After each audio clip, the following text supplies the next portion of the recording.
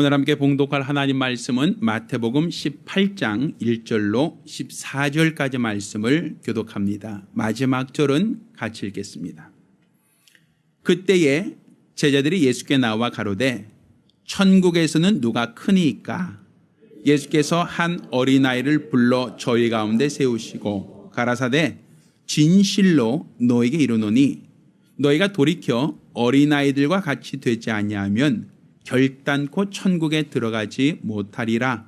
그러므로 누구든지 이 어린아이와 같이 자기를 낮추는 그이가 천국에서는 큰 자니라. 또 누구든지 내 이름으로 이런 어린아이 하나를 영접하면 곧 나를 영접함이니 누구든지 나를 믿는 이 소자 중 하나를 실족케 하면 차라리 연자 맷돌을 금옥에 달리우고 깊은 바다에 빠뜨리우는 것이 나으니라. 실족케 하는 일들이 있음을 인하여 세상에 화가 있도다. 실족케 하는 일이 없을 수는 없으나 실족케 하는 그 사람에게는 화가 있도다. 만일 내 손이나 내 발이 너를 범죄케 하거든 찍어 내버리라. 불구자나 절뚝발이로 영생에 들어가는 것이 두 손과 두 발을 가지고 영원한 불에 던지는 것보다 나으니라. 만일 내 눈이 너를 범죄케 하거든 빼어 내버리라. 한 눈으로 영생에 들어가는 것이 두 눈을 가지고 지옥불에 던지는 것보다 나으니라. 삼가 이 소자 중에 하나도 없인 여기지 말라. 너에게 말하노니 저희 천사들이 하늘에서 하늘에 계신 내 아버지 얼굴을 항상 베옵느니라.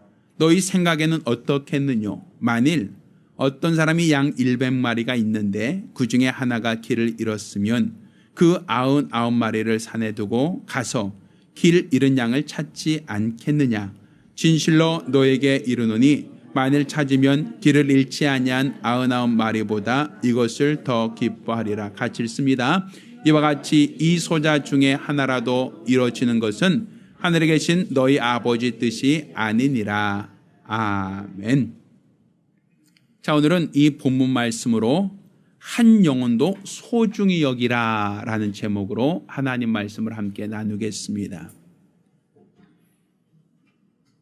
하나님은 사랑이십니다.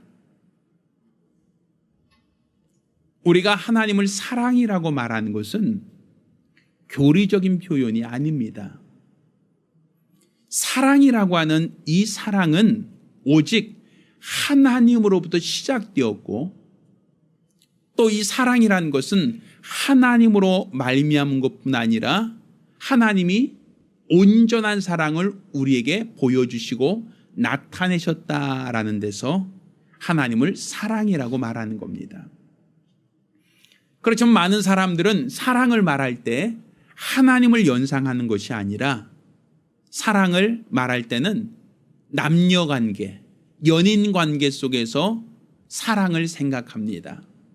그래서 사람들 관계 속에서 사랑합니다라는 표현, 사랑합니다라는 말을 가장 많이 할 때, 많이 하는 시기가 언젠가라고 하면 연애할 때, 남녀가 서로 교제할 때, 이성 간에 어떠한 사귐을 가질 때, 그때 사랑한다는 표현이 가장 많고 사랑한다는 그 감정과 사랑한다는 그 느낌이 가장 충만할 때라고 보여집니다.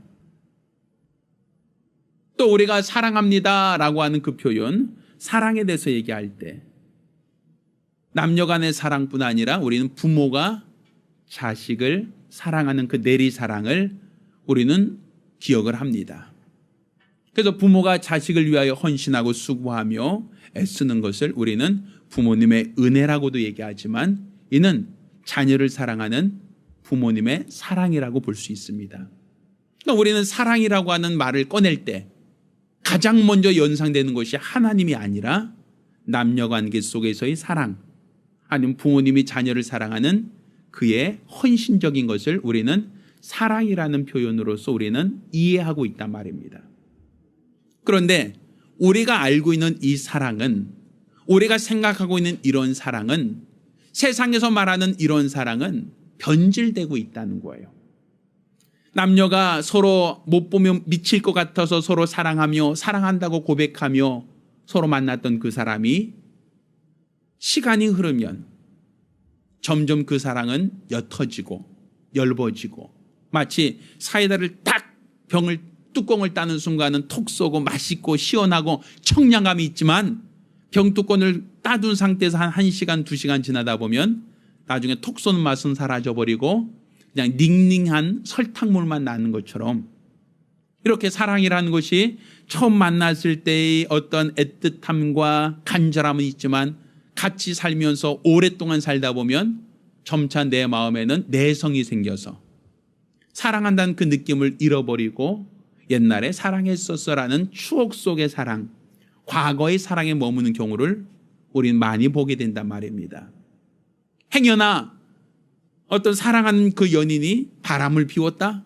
사랑하는 그 여인이 어떤 잘못을 했다라고 하면 우리는 사랑하는 그 마음이, 사랑했던 그 심정이 갑자기 돌변돼서 이제는 철천지 원수가 되는 것을 우리는 보게 된단 말입니다. 그래서 아예 모르는 사람은 그냥 마주칠 때 그냥 아무런 감정도 없이 지나가지만 사랑했던 사람이 배신을 하거나 사랑했던 사람이 외도를 하거나 사랑했던 사람이 나에게 상처를 줬을 때는 그때는 애증이라 그러죠. 아예 모르는 사람은 그냥 감정 없이 지나가지만 나를 배신했던 그 사람은 어때요? 원수가 되어버린단 말입니다.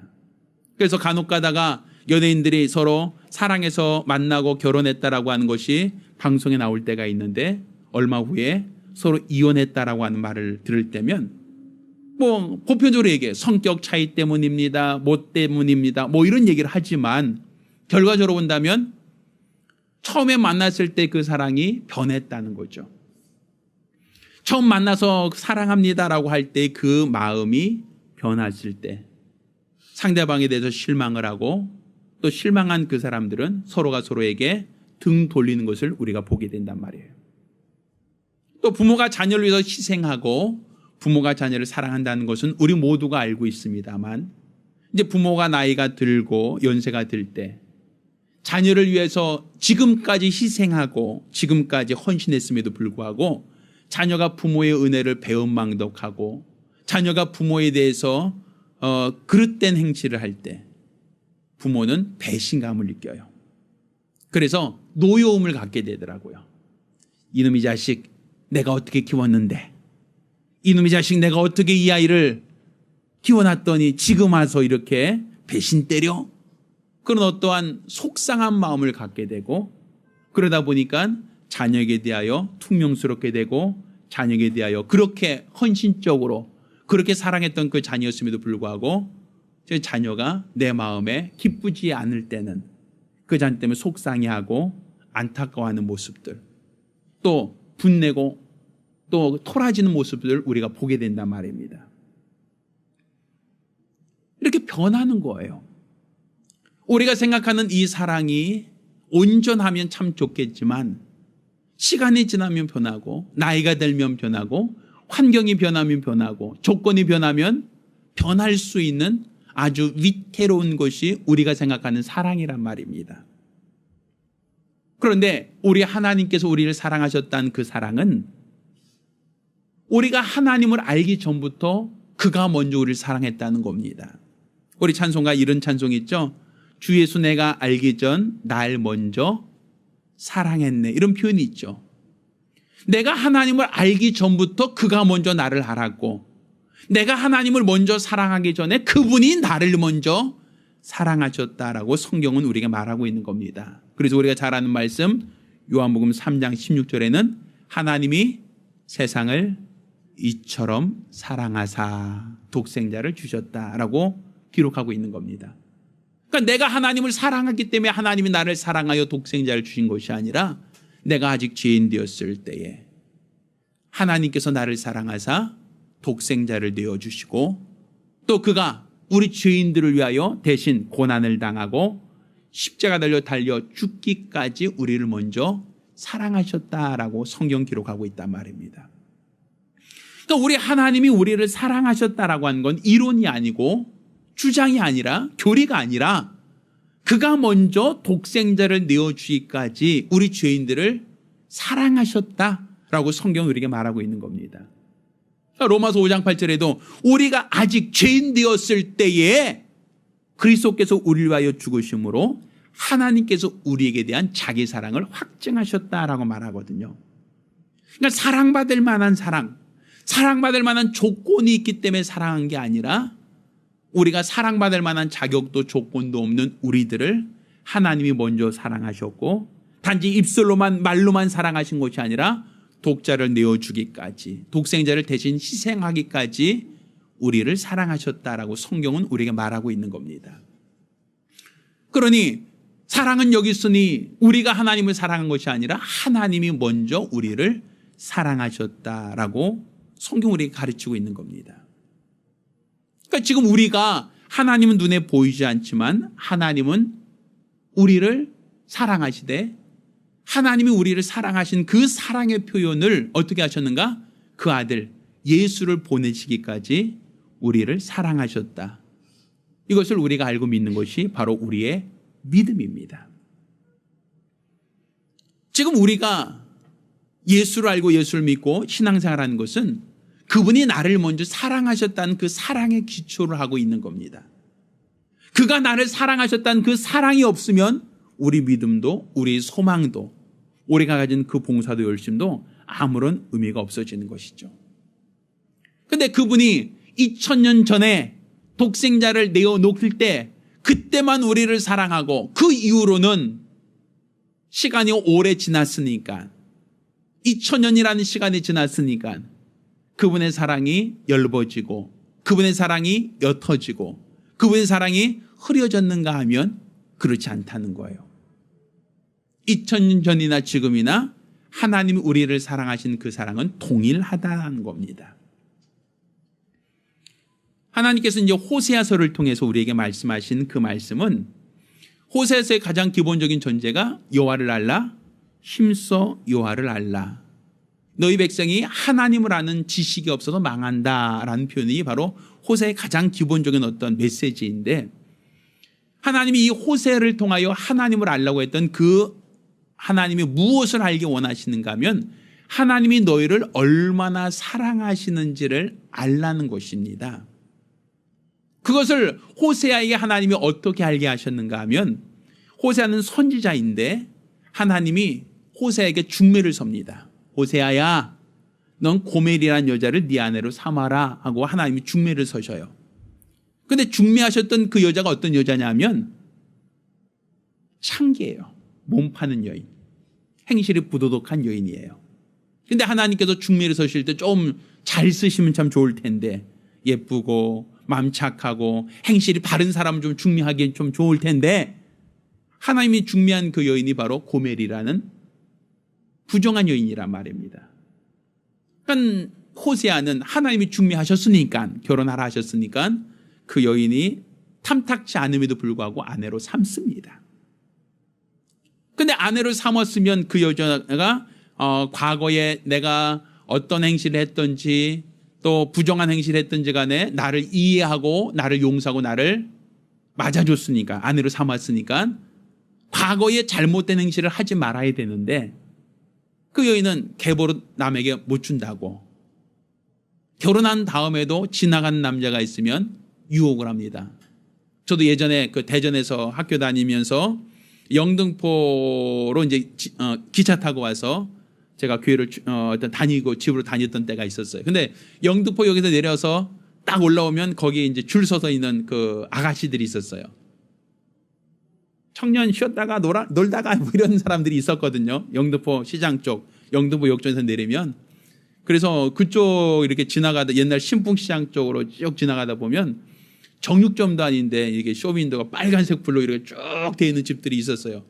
제가 이제 교회를 가는 길이 그쪽이다 보니까 참 이렇게 지나갈 때마다 이렇게 뭐 이렇게 손짓하면서 빨간 불로 켜진 쇼윈도에 마네킹이 없고 사람들이 그 안에서 이렇게 부르고 사람들을 어떤 유혹하던 어떤 그런 호객하던 그런 데가 있었어요 옛날에. 그런데 이 호세아의 그 아내 고멜도 지나간 남자를 유혹합니다. 그래서 그 남자를 집으로 들여서 정을 통해요. 그리고 그 남자의 아이를 임신을 합니다. 결혼한 유부녀가 지나간 남자를 유혹해서 정을 통한다라는 것만도 사실 상식적으로 이해가 안 되죠. 우리나라 같은 경우 어떻게 돼요? 그러면 당장 간통죄는 폐지됐다 할지라도 이혼 소송 들어가고 결별하는 과정, 위자료 청구하는 과정이 들어갈 겁니다. 아마 근데 이스라엘에서는 그 당시 현장에서 가늠하다 붙잡힌 여자를 어떻게 한다 그래요? 돌 던져서 죽이라고 한 얘기가 있거든요. 그러니까 거긴 간음이 어떤 죄예요? 살인죄에 해당되는, 사형에 해당되는 죄란 말입니다. 그런데 그 여인이 남편이 있음에도 불구하고 외간 남자와 정을 통했다? 당장 죽을 죄가 되죠. 그런데 하나님께서 호세에게 얘기합니다. 호세아야, 네 고멜을 다시 데려와라. 네 아내로 다시 삼아라 하고서는 고멜을 용서하고 데려오라는 거예요. 호세 입장에서 어떻게 써요? 속이? 말이 아니죠. 아니 어떻게 저런 여자를 내가 같이 다시 살라고 합니까? 속상하겠죠. 그렇지만 하나님이 용서하고 같이 살라고 하니까 호세아는 하나님 말씀에 순종해서 이 고멜이라는 행실이 나쁜 여자를 용서하고 다시 아내로 들어오게 합니다. 그러면 한 번 실수하면 다시는 안 해야 되잖아요. 자기를 용서해 줬으면 다시는 똑같은 죄를 범하면 안 되잖아요. 근데 이 고멜은 그렇게 용서받고 자신을 맞아준 남편을 또다시 배신을 합니다. 또 지나간 남자 중에 멋있는 사람이 있으면 또다시 불러요. 아저씨 놀다 가세요 하고선 또다시 불러요. 그리고 또다시 그 남자와 정을 통하고 또다시 그 남자의 아이를 임신을 합니다. 호세 입장에서 어떻게 했어요? 속 터지죠. 내 아내 된 사람, 하나님이 짝져주신 그 여자가 외도를 해요. 기껏 용서해 줬더니 또다시 외도를 해서 배가 남산만하게 불러오는데 내 아이가 아니라 누군지 모르는 다른 남자아이가 그 아이 내 아내 뱃속에서 자라고 있단 말이에요. 얼마나 속 터지고 얼마나 분통이 나겠습니까? 근데 하나님께서 호세아에게 호세아야 네 아내 고멜을 다시 데려와라. 아마 우리 입장에서도 이해가 안 될 거예요. 아니 하나님 이게 말도 안 되지 않습니까?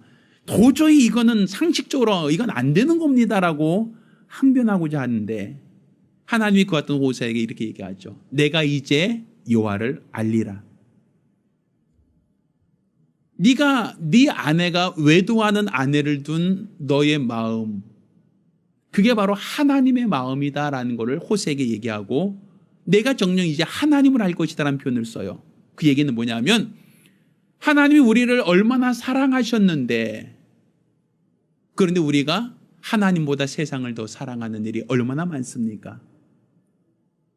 내가 너를 위하여 내 아들까지 희생하여 너를 구원하였더니 너는 나보다 물질을 더 사랑하더라 이겁니다. 내가 너 그래도 용서하고 내가 너를 내 아내로 삼겠다고 했더니 넌 그런데 불구하고 나보다 세상을 사랑하고 물질을 사랑하고 자녀를 사랑하고 다른 것들을 더 사랑하더라.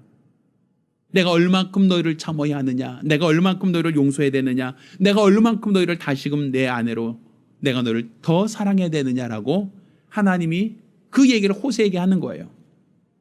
너 2번 가지고 너 그렇게 3번 가지고 그렇게 너 속상하다고 그렇게 얘기하는데 나는 하루에도 수십 번씩 나는 그렇게 용서하고 있다. 하나님보다 세상을 사랑하는 자를 내가 그렇게 사랑하고 있고 그들을 그렇게까지 용서하고 있단다.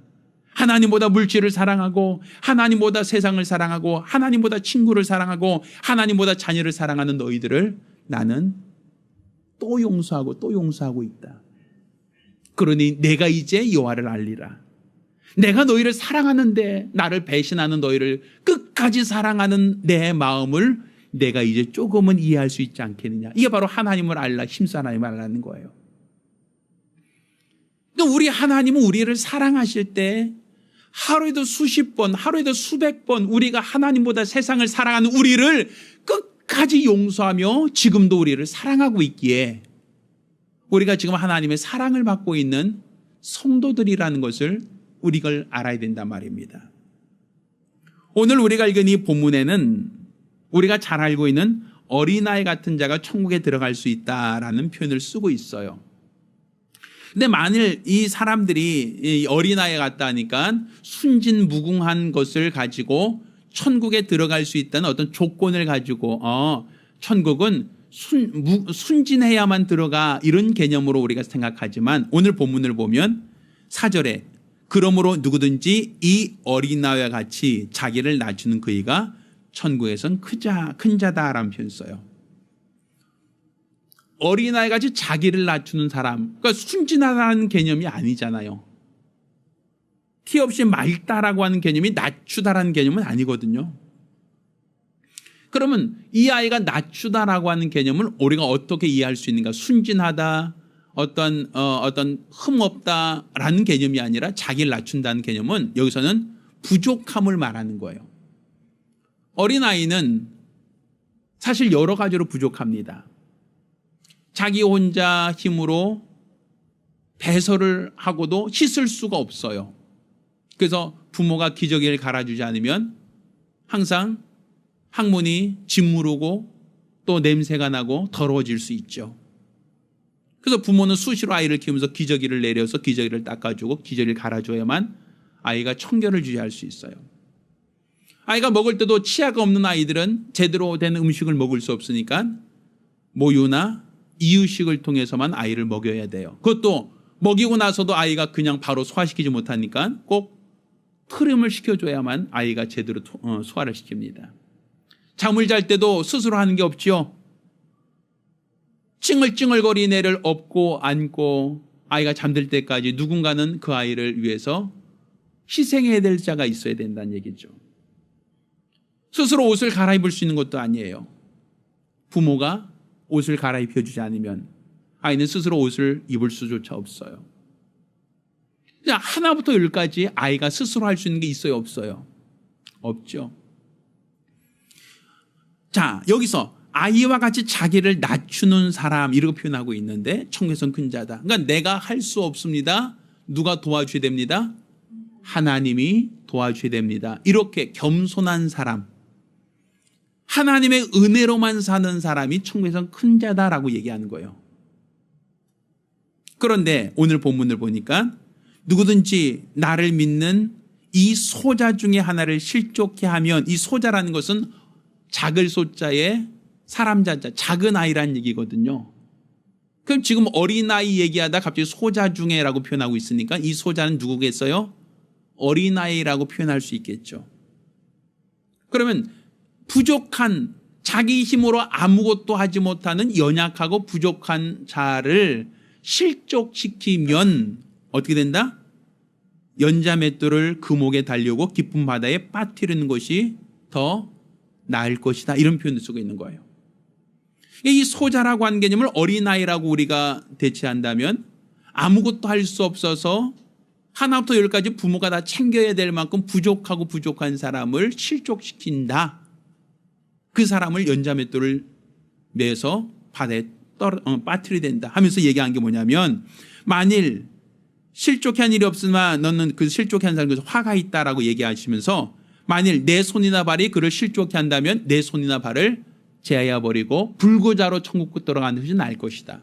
만약 내 눈이 너를 범죄케 하면 내 눈을 빼버리고서라도 죄 짓지 말고 천국 가는 것이 더 바람직할 것이다. 이런 표현을 쓰고 있어요.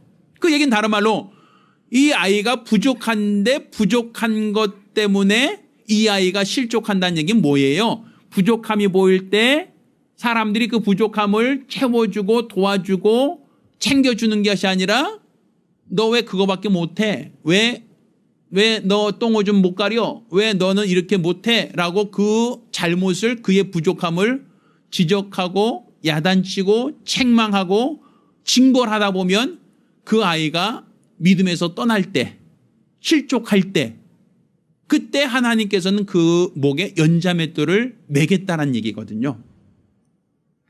그러니까 우리 교회 내에서 우리가 하나님을 믿는 이 신앙 안에서 봤을 때 교회에 오시는 모든 분들은 내가 죄인입니다라는 것을 고백한 사람이 오는 거예요.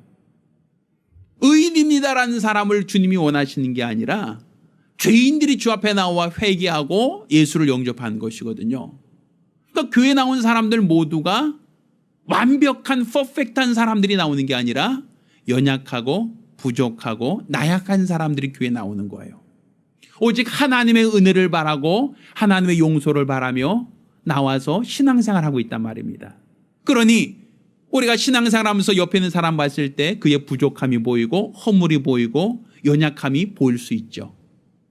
그러면 그 연약함과 부족함이라는 것은 그가 하나님을 믿는 이유가 되고 하나님을 의지하는 이유가 되고 그 부족함이 하나님께 나아가는 그 디딤돌이 되고 있단 말입니다.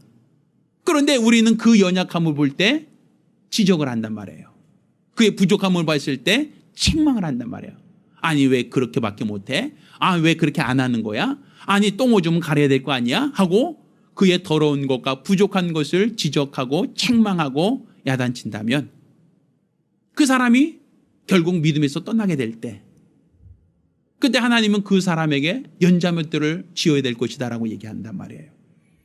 그러니 만약 네 손과 발이 죄를 범하면 손과 발을 제거하고 천국 가는 게 낫다. 내 눈이 죄를 범하면 눈을 빼버리고라도 한 눈만 가지고 천국 가는 게 낫다라고 얘기하는 것처럼 만약 내 귀에 타인을 비방하는 소리가 들린다면 내 귀를 제거하고 그 소리를 안 듣는 게 낫다는 거예요.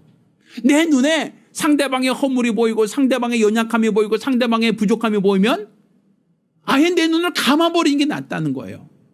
그걸 보고 아유 왜 그래? 아우 왜 저러니 몰라? 아우 왜 저 따위야? 라고 판단하고 그 사람을 실족해 한다면 그것이 우리 주 앞에 서는 날 나를 책망하시는 이유가 되니까. 그러니까 교회 내에서 상대방의 허물이 보이고 부족함이 보이고 약점이 보일 때에 그것을 우리가 보지 않으려고 해야 돼요. 또 그런 말들이 들려올 때 내가 듣지 않으려고 해야 돼요. 또 그런 행동을 봤을 때 우리가 안 하려고 해야 된단 말입니다. 때로는 교회 내에서 어떤 파당이 생기고 분열이 돼서 서로가 서로에 대해서 대립하고 정죄하고 미워하는 것을 우리가 보게 돼요. 저는 우리 주 앞에 서는 날 그들이 칭찬받을 거라 생각하지 않습니다. 연약하고 부족한 자라 할지라도 소자 중 하나를 실족시키면 연자맷돌을 들이운다 했는데 어떻게 서로가 서로를 대적하고 미워할 수 있어요? 나와 다르다고 나와 틀리다고 하여 그를 미워하고 정죄하고 그를 당장 나가라고 한다면 저는 그것을 옳다고 얘기할 수가 없어요. 제가 존경하는 어떤 목사님이 예전에 제가 만날 기회가 있을 때 그분께 영혼들이 아파하고 힘들어합니다라고 했더니 그럼 나가야지 라는 말 듣고 저는 너무 충격받았어요. 예, 오늘 본문을 보니까 양 100마리가 있는데 한 마리 잃어버리면 어떡하겠느냐. 99마리를 두고 그 한 마리를 찾아가야 그 양을 되찾아올 때 그게 기쁨이다라는 표현을 썼거든요. 그 얘기가 지금 연결되어 있습니다. 지금 누가 나로 인하여 실족하든 아니면 타인 때문에 실족하든 길을 잃어버렸으면 그런 사람 없는 게 나아. 그런 사람 교회 안 나오는 게 나아. 아예 그런 사람들은 아예 교회 안 나오는 것이 여러 사람에게 편해. 그런 마음을 갖고 있다면 그건 주님의 마음이 아니에요. 그렇게 소자 중에 하나가 연약하여 부족하여 실족했을 때 이런 사람은 교회 안 나오는 게 오히려 다른 사람에게 더 유익해라고 얘기할 게 아니라 그 잃어버린 한 마리 양을 찾기 위하여 99마리를 두고 그 양을 찾으러 가는 목자의 심정, 그게 주님의 마음이거든요. 여기서 찾으러 간다는 것은 완전한 자를 찾으러 간다는 게 아니에요. 이 성경 전체의 본문을 구조로 볼 때는 완벽한 사람이 잃어버려서 그 완벽한 자를 찾으러 가는 게 아니라 이 소자 중에 하나가 실족했다. 이 소자 중에 하나를 잃어버렸다고 얘기할 수 있단 말이에요. 그 소자는 어떤 사람? 어린아이 같은 사람. 자기 앞일을 자기 앞가림 못하는 사람이거든요. 자기 앞가림조차 못하는 사람을 실족시켜서 그 사람이 잃어버렸다면 그 잃어버린 자를 찾아오는 게 바로 주의 마음이고 그 한 사람이 영혼을 찾아올 때 99마리보다 더 기뻐하는 것이 그 목자의 심정이라고 말하셨거든요. 그런데 어떻게 대립합니까? 어떻게 정죄합니까? 어떻게 나가라고 합니까? 어떻게 주 앞에 서려고요? 주 앞에 서는 날 어떤 책망을 받으려고요? 아무리 미워도 아무리 나와 달라도 그 영혼을 생각해야 되는데 서로 대립하고 서로 정죄한다면 과연 주님 앞에 칭찬을 받을 수 있겠는가? 최소한 연자맷돌을 매진 않아야 되잖아요. 내 손과 발이 죄를 범하거든 손과 발을 제거해야 된다. 장애자로 가는 게 더 낫다라고 얘기합니다. 내 눈에 자꾸만 남의 허물이 자꾸만 보이면 네 눈을 빼버리게 더 낫다라고 얘기하고 있어요. 우리 교회 내에서 신앙생활 하다 보면 우리는 안 보이던 것이 보이잖아요. 멀리 있을 때는 안 보이던 것이 가까이 있을 때 더 잘 보인단 말이에요. 우리가 예전에 그랬죠. 이 얼굴이 달덩이 같아요. 이런 말 많이 했잖아요. 근데 달을 가까이서 보면요. 분화구가 많대요. 곰보라는 거죠. 크러스라고 하여 운석이 떨어진 자국이 곰보처럼 퉁퉁퉁 구멍이 뚫려 있다는 거예요. 멀리서 볼 때는 환한 달덩이처럼 보이지만 가까이서 보면 곰보 투성이라는 거죠. 그것처럼 우리가 멀리 있을 때는 그 사람의 허물이 안 보이고 약점과 연약함이 안 보이지만 사귈수록 가까이 갈수록 허물이 보이고 또 그런 어떠한 곰보가 보인단 말이에요. 그것을 우리가 지적하고 그것을 우리가 책망하고 야단치다 보면 결국 그 사람이 믿음을 떠날 수 있다는 것이죠. 우리가 지금 하나님의 사랑을 이야기합니다. 하나님이 나를 어떻게 사랑하셨습니까? 우리가 죄인 되었을 때에 우리를 사랑하셨고 입술로만 사랑하신 것이 아니라 우리 죄인들의 죄를 대속하기 위하여 그 아들을 십자가에 못 박기까지 우리를 사랑하신 그 사랑을 보여주셨습니다. 우리가 예수의 제자가 되자고 얘기하지 않습니까? 그러면 우리가 예수의 제자가 된다는 것은 그분과 다른 길을 걷는 것을 예수의 제자라고 말하지 않습니다.